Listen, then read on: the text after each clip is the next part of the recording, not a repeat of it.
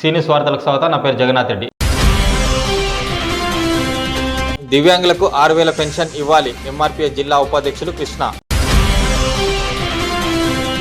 కాంగ్రెస్ ప్రభుత్వం దివ్యాంగులకు ఇచ్చిన హామీ ప్రకారం నెలకు 6,000 పెన్షన్ ఇవ్వాలని ఎంఆర్పీఎస్ వికారాబాద్ జిల్లా ఉపాధ్యక్షులు కృష్ణ డిమాండ్ చేశారు.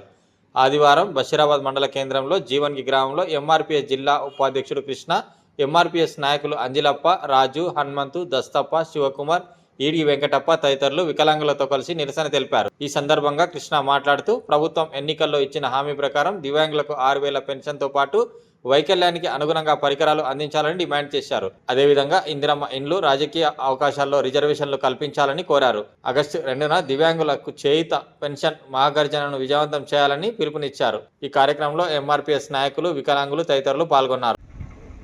ఈ కార్యక్రమంకి బసప్ప మాదిగా నవనికేళ్ళు వచ్చిండు.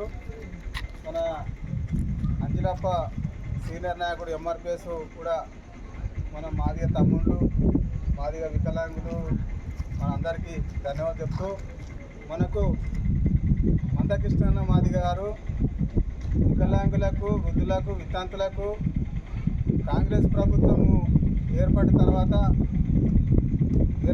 ముందే వికలాంగులకు, వృద్ధులకు, వితంతులకు 2,000 ఉంటే 4,000 పింఛన్ ఇస్తా. ప్రభుత్వం ఏర్పడిన తర్వాత ఇప్పటిదాకా 20 నెలలు కూడా దాటిపోతున్నది. వీళ్ళకు ఇంకా కొత్త వాళ్ళు కూడా ఇంకా పింఛన్దారులు ఊళ్ళో ఎన్నో ఇబ్బందులు పడుతున్నారు. పింఛన్ గురించి ఎన్నో ఇబ్బంది పడుకుంటా మాకు పింఛనాలే అని ఎవరెవరికో అధికారులకు అడుగుతున్నారు. వాళ్ళకు న్యాయం చేస్తలేరు. ఈ పింఛన్లో కూడా ఇప్పుడు 6,000 20 నెలలు అవుతున్నది. పాపం వాళ్ళు కండ్లు లేని వాళ్ళకు తిననీకి ఏం తింటున్నామో, అన్నం తింటున్నామో, నల్లగా ఏం తింటున్నామో అని కూడా కండ్లు లేని వాళ్ళకు కూడా వాళ్ళు ఎంతో అవస్థ పడుతున్నారు. వాళ్ళకు 3,000 ఉండి 6,000 చేస్తున్నాడు.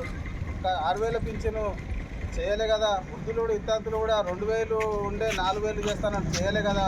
వాళ్ళు ఊళ్ళు గ్రామాలలో ఎంతో మంది అన్ని పథకాలు అమలు చేస్తున్నాడు. ఈ వృద్ధులు, వితంతులు, ఈ పేదల గురించి ఆయన వ్యాల్యూ పెడతలేడు. ఎందుకంటే ఈ పేద ప్రజలకే ముందు చేస్తే మంచిగా ఎన్ని పథకాలు ఇచ్చినా ఈ కేసీఆర్ ప్రభుత్వంలో ఈ పింఛన్లు ఎన్నో ఇబ్బందులు పడ్డారు. ఎన్నో ఇబ్బందులు పడి ఈ కాంగ్రెస్ ప్రభుత్వం వస్తారని ఎన్నో ఆశలు పెట్టుకొని కాంగ్రెస్ వాళ్ళు చేస్తారు, రేవంత్ రెడ్డి చేస్తారని ఎన్నో ఆశలు పెట్టుకున్నారు.